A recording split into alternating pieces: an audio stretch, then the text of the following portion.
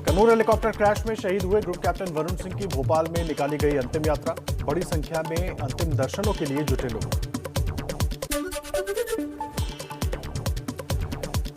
थोड़ी देर में होगा वरुण सिंह का अंतिम संस्कार। हेलीकॉप्टर क्रैश में बुरी तरह घायल वरुण सिंह ने 8 दिन तक मौत को मात दी, लेकिन आखिर में जिंदगी की जंग हार गए।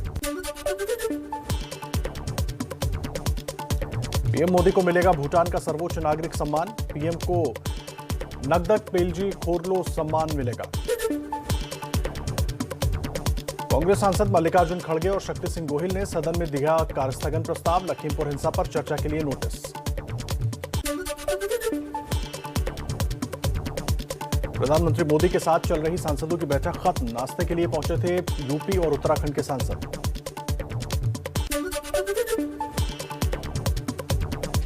वाराणसी में आज दिव्य काशी भव्य काशी कार्यक्रम। पीएम मोदी थोड़ी देर के बाद वीडियो कॉन्फ्रेंसिंग के जरिए महापौर सम्मेलन को संबोधित करेंगे। 150 महानगरों के मेयर जुटेंगे।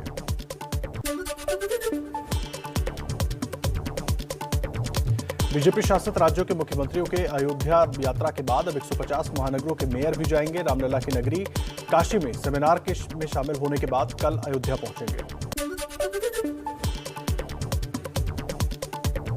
लखनऊ में गृह मंत्री अमित शाह बीजेपी के सहयोगी निषाद पार्टी की जनसभा को संबोधित करेंगे। सीएम योगी और संजय निषाद मौजूद रहेंगे। समाजवादी पार्टी की विजय रथ यात्रा जारी। पार्टी अध्यक्ष अखिलेश यादव आज और कल रायबरेली में कई जनसभाओं को करेंगे संबोधित। हरियाणा विधानसभा का शीतकालीन सत्र आज से शुरू होगा। 21 दिसंबर तक चलेगा सत्र। कोरोना से जुड़ी समस्या आने पर तत्काल फैसले का भरोसा। कोरोना से मरने वालों को मुआवजा देने के मामले पर सुप्रीम कोर्ट आज आदेश देगा। सभी राज्यों को गुजरात की तरह पोर्टल बनाने का मिल सकता है निर्देश। कोर्ट ने कहा था ज्यादातर लोगों को पता ही नहीं है कि उन्हें मुआवजा कौन देगा। दिल्ली में स्कूल खोलने पर आज वायु गुणवत्ता प्रबंधन आयोग लेगा फैसला। दिल्ली एनसीआर में प्रदूषण के चलते स्कूल काफी समय से बंद है। दिल्ली में हवा की गुणवत्ता आज भी बेहद खराब। वायु गुणवत्ता मौसम पूर्वानुमान और अनुसंधान प्रणाली के मुताबिक आज AQI 339 है। निजीकरण के विरोध में बैंकों की देशव्यापी हड़ताल का आज दूसरा दिन। United forum of bank unions के मुताबिक हड़ताल में सार्वजनिक क्षेत्र की 4000 से ज्यादा शाखाओं के 25,000 अधिकारी और कर्मचारी शामिल। दिल्ली में आज बढ़ सकती है मरीजों की परेशानी। रेजिडेंट डॉक्टरों के संगठन फोर्डा ने सभी अस्पतालों में हड़ताल किया। ओपीडी और इमरजेंसी सेवाएं बंद रहेंगी। यूपी के सरकारी अस्पतालों में फार्मासिस्टों का आज से 19 दिसंबर तक इमरजेंसी सेवाओं को छोड़कर पूरी तरह से हड़ताल का ऐलान। 20 सूत्रीय मांगों को लेकर काम के बहिष्कार कर रहे हैं फार्मासिस्ट। फ्रांस की रक्षा मंत्री फ्लोरेंस पार्ली का भारत दौरा। आज भारत के रक्षा मंत्री राजनाथ सिंह से करेंगी मुलाकात। द्विपक्षीय रक्षा और सुरक्षा संबंधों को और बढ़ाने पर होगी चर्चा। अफगानिस्तान के मौजूदा हालात पर भी बातचीत संभव।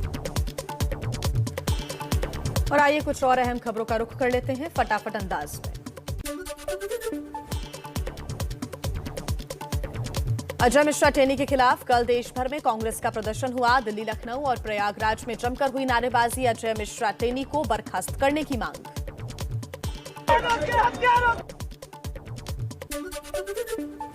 कांग्रेस महासचिव प्रियंका गांधी का पीएम मोदी पर निशाना। कहा धार्मिक पहनावे से एक अपराधी को बचाने की बात नहीं छिपेगी। अजय मिश्रा को बर्खास्त करने से इनकार करना सरकार के नैतिक दिवालियापन का सबसे बड़ा सबूत है।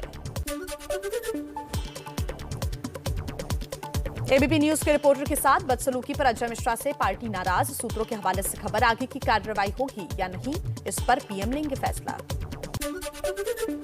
एबीपी न्यूज के रिपोर्टर से अजय मिश्रा की बदसलूकी पर बोले यूपी के डिप्टी सीएम केशव प्रसाद मौर्य। कहा पत्रकार के साथ जिस तरह का व्यवहार किया गया उसकी कोई जरूरत नहीं थी, ये मेरी समझ से परे है। पत्रकार सब एक अलग स्तंभ है, हमारा चौथा स्तंभ है लोकतंत्र का, तो उनका पूरा सम्मान है, आदर है। कहीं कोई भूल चूक कोई किए हैं तो वह मुझे लगता है वो अपना स्पष्टीकरण देंगे। बीजेपी विधायक संगीत सोमबोले रिपोर्टर से अभद्रता करना बेहद गलत। विपक्ष के धरना प्रदर्शन पर कहा उनके पास कोई मुद्दा नहीं बचा है। कांग्रेस नेता प्रमोद तिवारी ने मीडिया कर्मियों के साथ अजय मिश्रा की बदसलूकी का बताया दुर्भाग्यपूर्ण। अजय मिश्रा पर मुकदमा दर्ज करने की मांग की।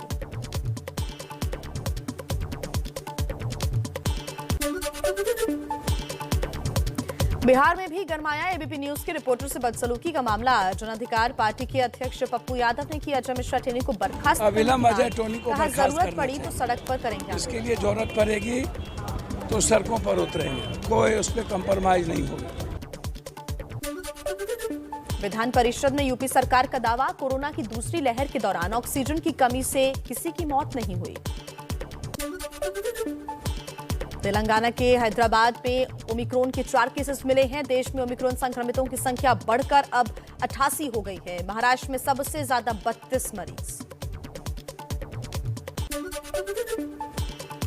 मुंबई में बढ़ते ओमिक्रॉन के खतरे के बीच 16 दिन के लिए धारा 144 लगाई गई है। मुंबई में प्रवेश से पहले टीकाकरण अनिवार्य। माया नगरी में नए साल का जश्न भी पड़ सकता है फीका। कोरोना संक्रमित करीना कपूर, अमृता अरोड़ा, सीमा खान और महित कपूर के सैंपल जीनोम सीक्वेंसिंग के लिए भेजे गए हैं। कुछ दिन में आ जाएगी रिपोर्ट। अभिनेत्री आलिया भट्ट पर महामारी एक्ट के तहत होगी कार्रवाई। बीएमसी ने एफआईआर दर्ज करने के निर्देश दिए हैं। आलिया भट्ट ने कोरोना नियमों को तोड़ा था। आतंकवाद पर एक बार फिर बेनकाब हुआ पाकिस्तान। अमेरिका के विदेश विभाग की रिपोर्ट में दावा, अफगानिस्तान और भारत को निशाना बनाने वाले कई आतंकी समूह पाकिस्तान की धरती पर पल रहे हैं। उइगर मुस्लिमों को प्रताड़ित करने को लेकर चीन के खिलाफ अमेरिका ने दिखाई सख्ती। मानवाधिकार हनन को लेकर चीन के कई बायोटेक और निगरानी कंपनियों पर लगाए कड़े प्रतिबंध। पाकिस्तानी खुफिया एजेंसी आईएसआई की एक और नापाक साजिश का खुलासा। पीओके के मुजफ्फराबाद में आतंकवादी संगठनों के साथ आईएसआई की बैठक। कहा जम्मू कश्मीर में चुनाव हो या ना हो, टारगेट किलिंग लगातार होती रहनी चाहिए। पाकिस्तान में राजस्व बोर्ड के पूर्व अध्यक्ष शब्बर जैदी ने पाकिस्तान की माली हालत की खोली पोल। कहा पाकिस्तान दिवालिया हो चुका है, भ्रम में रहने से बेहतर है वास्तविकता को पहचाना जाए। शिवपाल यादव की पार्टी का समाजवादी पार्टी से होगा गठबंधन। चाचा शिवपाल के घर जाकर भतीजे अखिलेश यादव ने मुलाकात की। अखिलेश ने चाचा के साथ तस्वीर भी ट्वीट की। गठबंधन के ऐलान के बाद शिवपाल यादव ने एसपी संस्थापक मुलायम सिंह यादव से मुलाकात की। सूत्रों के अनुसार शिवपाल 25 से 40 सीट चाहते हैं। समाजवादी पार्टी और प्रगतिशील समाजवादी पार्टी के गठबंधन पर डिप्टी सीएम केशव प्रसाद मौर्य ने कहा, चाचा भतीजे के साथ कांग्रेस भी आ जाए तो भी बीजेपी ही सत्ता में रहेगी।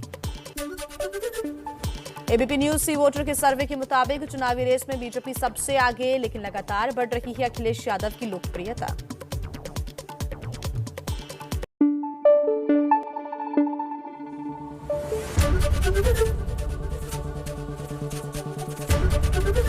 एबीपी न्यूज आपको रखे आगे।